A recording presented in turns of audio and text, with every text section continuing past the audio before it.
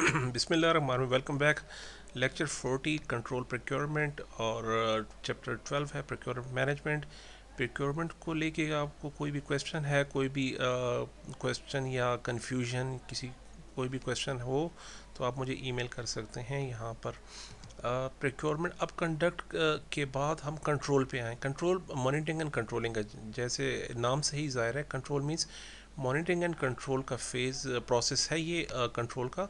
तो जिस तरह हम प्रोजेक्ट के अदर फेजेस को, अदर प्रोसेसेस को हम कंट्रोल करते हैं, इसी तरह प्रोक्योरमेंट को भी हमने कंट्रोल करना है। इसके इनपुट टूल, टेक्निक, आउटपुट, की पॉइंट्स हम अभी डिस्कस करते हैं। देखें, कंट्रोल में, मॉनिटरिंग एंड कंट्रोल में क्या होता है, जैसे हमने शुरू से इस पे बात की कि जो हमने प्लान किया है उसी को हम मेक श्योर करते हैं कि एग्जीक्यूशन में वही काम हो जो हमारी कमिटमेंट हुई है, जो चीज़ हुई है। तो प्रोक्योरमेंट में भी हमने वही देखना है, ये काम हम करवाना चाह रहे हैं, बस इसमें डिफरेंस ये है कि जो काम करने वाले हैं ये आउटसाइडर्स हैं, इनके साथ हमारा एक कॉन्ट्रैक्ट हुआ है। अब यहाँ पे हमारे पास प्रोजेक्ट मैनेजर को दो लाइबिलिटीज़ आ गई।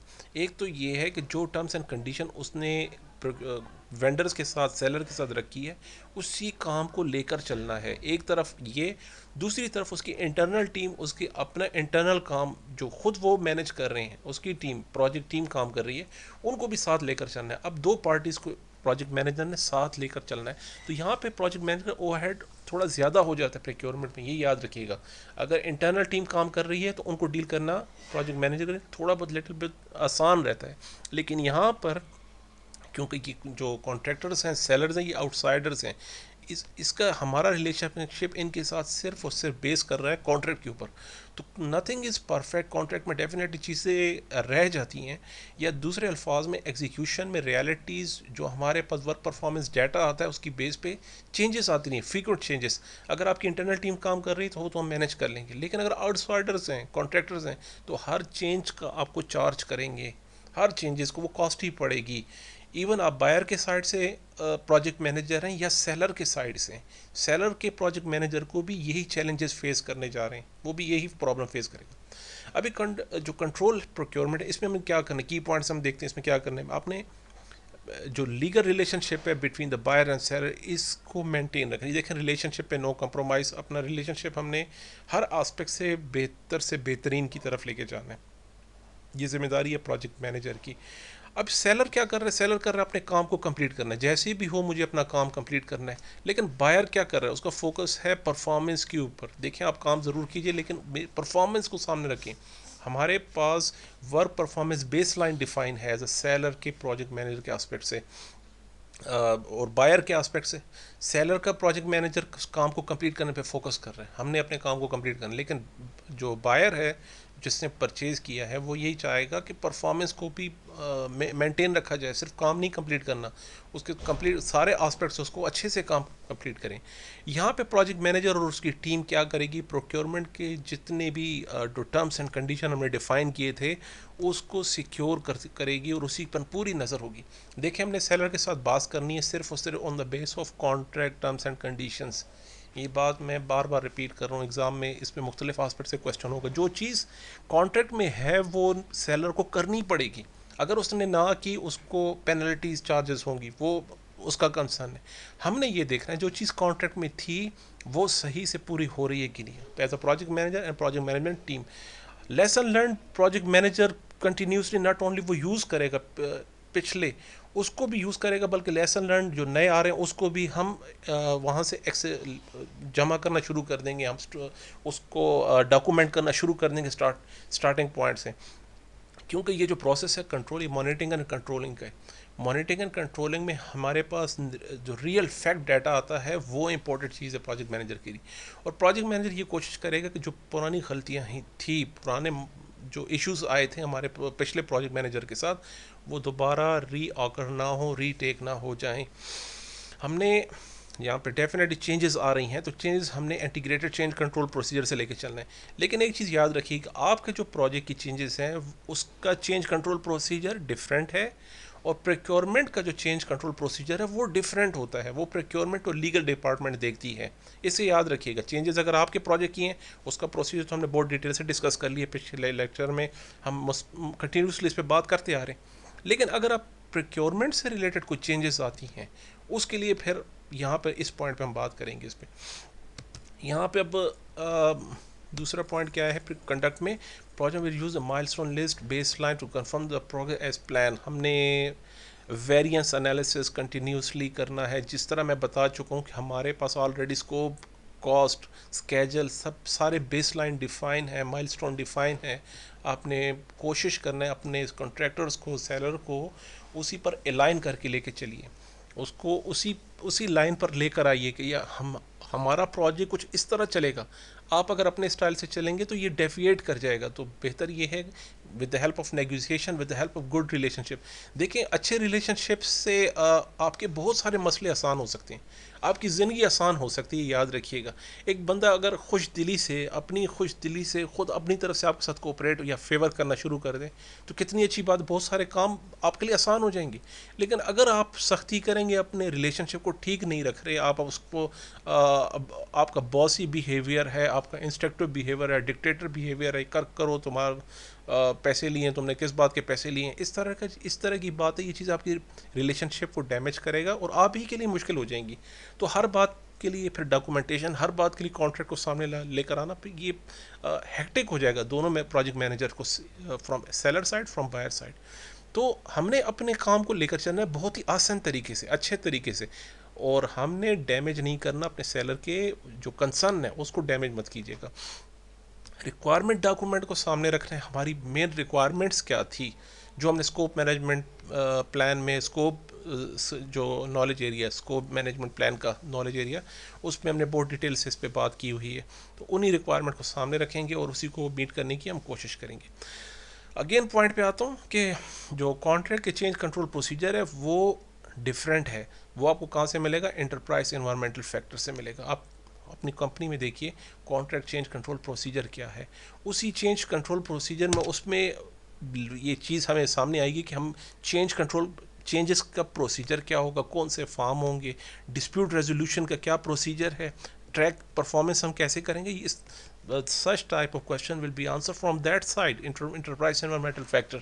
यहाँ पे आके हमें उसके आंसर मिलेंगे।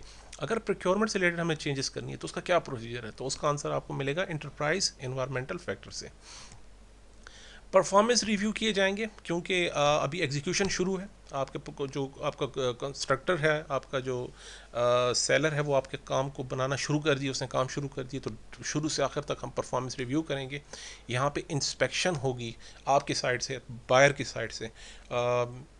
हम इंस्पेक्शन कर रहे हैं, सेलर अपने पॉइंट ऑफ व्यू से इंस्पेक्शन करेगा। ऑडिट होगी, जैसे हमने कहा था कॉस्ट एम्बर्समेंट केस में आपको कंप्लीटली ऑडिट करना है अपनी कॉस्टिंग को। अगर कॉस्ट आप सफ़र कर रहे हैं तो डेफिनेटली ऑडिट भी आप करेंगे। अनवैल्यू एनालिसिस किया जाएगा, इस पर हम बात कर चुके हैं। ट्रेंड एनालिसिस किया जाएगा, फर्दर ये कॉस्ट किस तरफ जा रही है, अवेलेबल इंफॉर्मेशन को सामने रखते हुए फ्यूचर में क्या होने जा रहा है, इसे कहते हैं ट्रेंड एनालिसिस। कन्फ्लिक्ट्स आ रही हैं, कितनी आ रही हैं, किस बेस पे आ रही हैं, क्या सोर्स है, जो रेजोल्यूशन का क्या प्रोसीजर है ऑलरेडी हम डिफाइन कर चुके होंगे, उसको हम मैनेज करेंगे। यहाँ पे अब कन्फ्लिक्ट्स को हम मैनेज कर रहे हैं, यहाँ पे हम क्लेम्स को एडमिनिस्टर करेंगे, क्लेम्स आएंगे उसको देखा जा रहा है। कॉन्ट्रैक्ट इंटरप्रिटेशन जो बात हमने कॉन्ट्रैक्ट में लिखी थी उसी को फॉलो किया जा रहा है, यानी अब कुछ का मतलब कुछ और तो नहीं लिया जा रहा। हमारे एंड से कुछ और मतलब था, सेलर के एंड से कुछ और मतलब, ऐसा तो कोई कन्फ्लिक्ट नहीं होता। बाज़ औक़ात हो सकता है कि बायर का प्रोजेक्ट मैनेजर कॉन्ट्रैक्ट के टर्म्स कंडीशन को सही से नहीं समझा, वो सही से नहीं समझा, इसलिए कुछ कन्फ्लिक्ट ऑफ इंटरेस्ट या इस टाइप ऑफ के, या हम कह सकते हैं मिसअंडरस्टैंडिंग क्रिएट हो रही है। तो इस चीज़ को हम टैकल करेंगे। जो हमारे पास प्रोसीजर डिफाइन हुए हैं, मोस्टली कन्फ्लिक्ट रेजोल्यूशन टेक्निक्स के थ्रू हम इसको हैंडल करते हैं। दूसरी चीज़ जनाब, चेंज रिक्वेस्ट आएंगे हमारे पास, डेफिनेटली डॉक्यूमेंट अपडेट होंगे, जहाँ पे रियल डाटा आएगा वहाँ पे चेंजेस ज़रूर आएंगे, ये याद रखिएगा। एग्जीक्यूशन के प्रोसेसेस और मॉनिटरिंग एंड कंट्रोलिंग प्रोसेस के आउटपुट मोस्टली चेंज रिक्वेस्ट और अपडेट्स रहता है। ये रियल डाटा जो हमारे पास सामने आया उसको हम इनकॉर्पोरेट कर रहे हैं प्लान्ड वैल्यू के अंदर, उसको मोर रियलिस्टिक बनाने के लिए। अब हमारे पास क्लोज प्रोक्योरमेंट का प्रोसीजर देखिए, दो चीज़ें, एक है प्रोजेक्ट क्लोज, एक है फेज़ क्लोज, एक है प्रोक्योरमेंट क्लोज। तीन चीज़ें हैं। एग्ज़ाम क्वेश्चन को अच्छे से रीड कीजिए कि वो किसकी बात कर रहे हैं, प्रोजेक्ट क्लोज की या प्रोक्योरमेंट क्लोज की या फेज़ क्लोज की। तीन चीज़ें होती हैं। तो याद रखिएगा, एक ही प्रोजेक्ट में मल्टीपल कॉन्ट्रैक्ट्स हो सकते हैं, प्रोक्योरमेंट हो सकते हैं। तो एक ही प्रोजेक्ट के अंदर मल्टीपल टाइम हम प्रोक्योरमेंट क्लोज करते हैं, मल्टीपल टाइम क्लोज। लेकिन जब प्रोजेक्ट क्लोज हो गया तो सारे प्रोक्योरमेंट का तो सवाल ही पैदा नहीं होता, तो सारे प्रोक्योरमेंट ऐसे ही उसके साथ ख़त्म हो जाएंगे। आपका प्रोजेक्ट ही टर्मिनेट हो गया तो प्रोक्योरमेंट तो डेफिनेटली टर्मिनेट हो जाएंगे। लेकिन अगर प्रोक्योरमेंट टर्मिनेट होता तो मे बी इस पे प्रोजेक्ट पे आपको कोई फ़र्क ना पड़े, आप उसको फर्दर असाइन कर दें उस टास्क को आगे किसी और पार्टी के साथ। तो इन पॉइंट्स का बहुत ख्याल रखिएगा जब आप क्वेश्चन अटेम्प्ट करते हैं। यहाँ पर क्लोजर प्रोसीजर में हम क्या कर रहे हैं, देखिए प्रोडक्ट वैलिडेशन जो चीज़ हमने डिफ़ाइन की है वही हमें मिल रही है। प्रोक्योरमेंट नेगोशिएशन, कोई हमारे पर डिस्प्यूट्स हैं, कुछ प्रॉब्लम, कुछ क्वेश्चन स्टिल आंसर नहीं हुए, उसे हम फाइनलाइज करेंगे यहाँ पर क्लोज प्रोसीजर में। फाइनेंशियल क्लोजर्स होंगे, audit of procurement procedure, audit of procurement procedure not the costing. याद रखिए हमने जो प्रोसीजर डिफ़ाइन की है और ये प्रोक्योरमेंट के लिए वो कितना इफेक्टिव है। यहाँ देखिए फोकस हमारी प्रोक्योरमेंट प्रोसेस पर है, not the costing and like that. हमारे उस एस्पेक्ट से ऑडिट नहीं हो रहा। मैं project manager as a project manager हम प्रोक्योरमेंट प्रोसीजर का ऑडिट कर रहे हैं। इसमें यार कोई चीज़ मिस तो नहीं हो गई थी कि नेक्स्ट टाइम के लिए हमारे लिए लेसन लर्न हो जाए।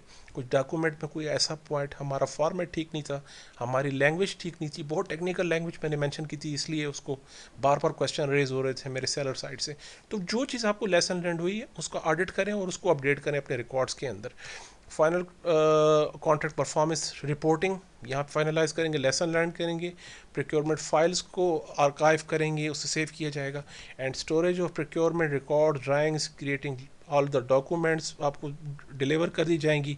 रिटर्न ऑफ प्रॉपर्टी जो भी जो यूज़ हो रहा था मटेरियल या इन्वेंट्री या मशीनरी, या बायर की थी या सेलर की थी उसको रिटर्न कर दिया जाएगा at the closure of procurement.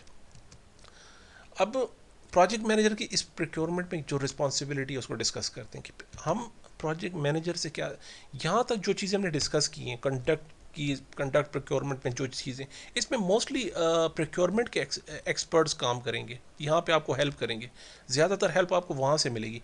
लेकिन फिर प्रोजेक्ट मैनेजर क्या करेगा, प्रोजेक्ट मैनेजर से प्रोक्योरमेंट में क्या हम एक्सपेक्ट कर रहे हैं। देखिए उसने काम करना है इंटीग्रेशन पर। प्रोजेक्ट प्रोक्योरमेंट के जितना चेंज रिक्वेस्ट आ रही हैं, डॉक्यूमेंट है, उसको अपने प्रोजेक्ट में इंटीग्रेट करना है, उसको एब्जॉर्व करना है, उन चेंजेस को, उन जो टर्म्स कंडीशन थी उसको अपने प्रोजेक्ट के अंदर एडजस्ट करना है।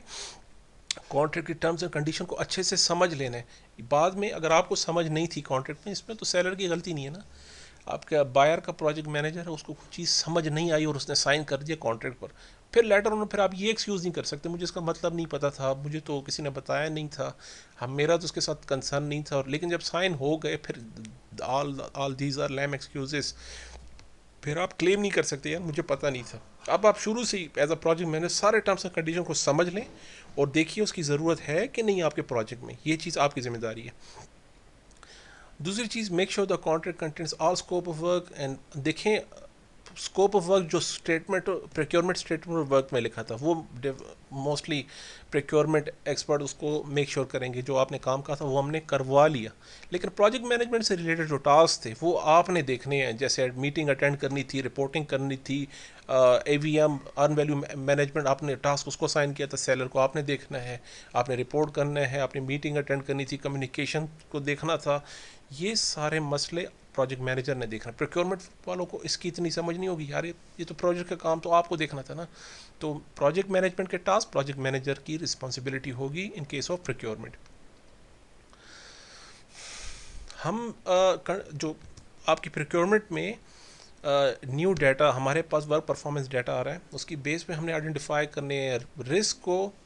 अगेन हमने रिस्क रिस्पॉन्स प्लान को रिवाइज करना है कॉन्स्टेंटली। हमारी नज़र प्रोजेक्ट मैनेजर की, हम अभी बात करें प्रोजेक्ट मैनेजर की कि प्रोजेक्ट मैनेजर ने प्रोक्योरमेंट में क्या करना है। न्यू रिस्क आइडेंटिफाई कीजिए, उसको मैटिकेट कीजिए, उसको इनकॉर्पोरेट कीजिए इन दिस वे और another way in the contracts. Risk को अवॉइड करेंगे।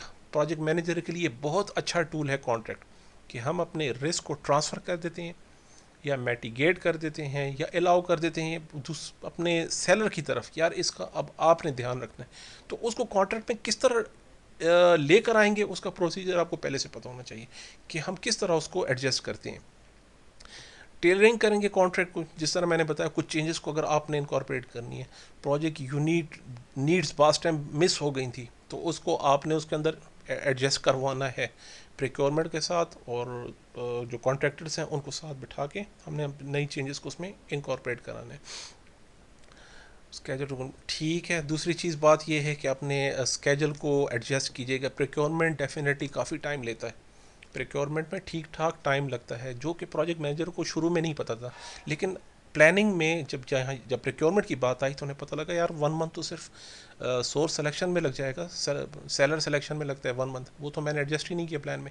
तो आपने देखना है ये प्रोक्योरमेंट का प्रोसीजर आपने कहाँ से शुरू करना है, जहाँ से मतलब 1 महीने पीछे से आपको लेकर जाना होगा। कहने का मतलब ये कि आप अपने स्केजल को अकॉर्डिंगली एडजस्ट कर लीजिए, ये जिम्मेदारी है प्रोजेक्ट मैनेजर की।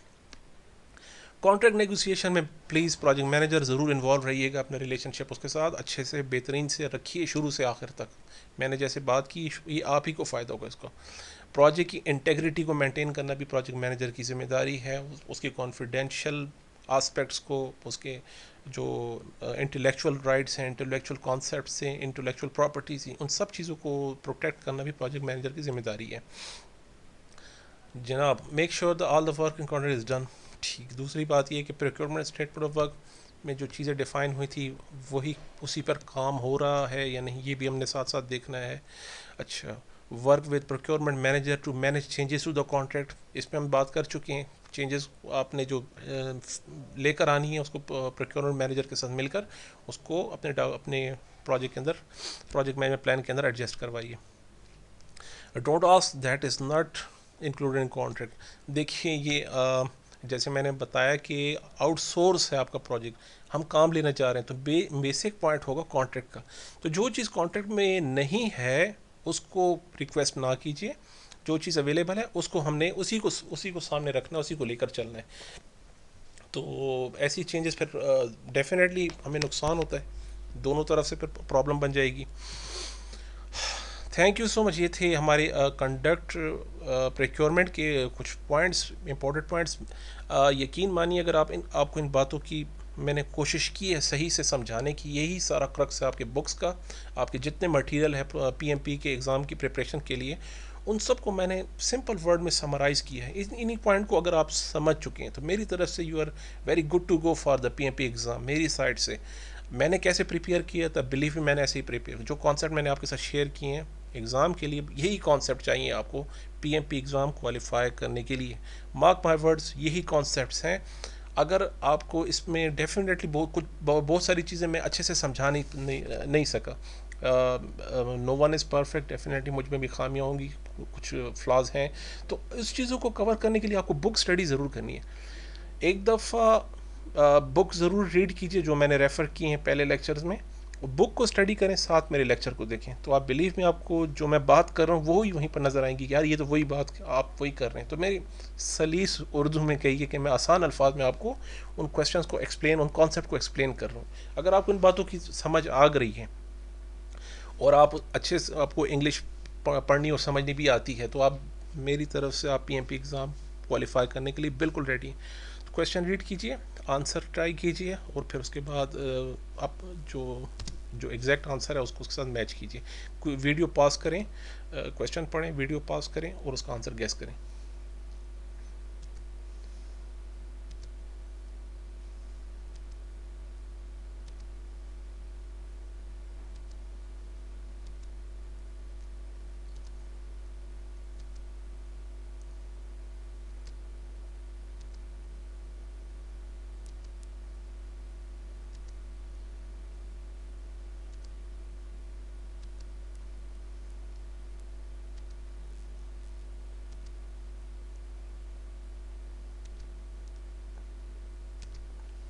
जनाब थैंक यू सो मच। ये था हमारा प्रिक्योरमेंट मैनेजमेंट। होपफुली आपको समझ आ गई होगी। अगर इससे रिलेटेड कोई क्वेश्चन है, कोई क्यूरी है, कमेंट्स में दीजिए, मेरी ईमेल कीजिए, इंशाल्लाह मैं आंसर ज़रूर करूँगा। Thank you so much. अल्लाह हाफिज़।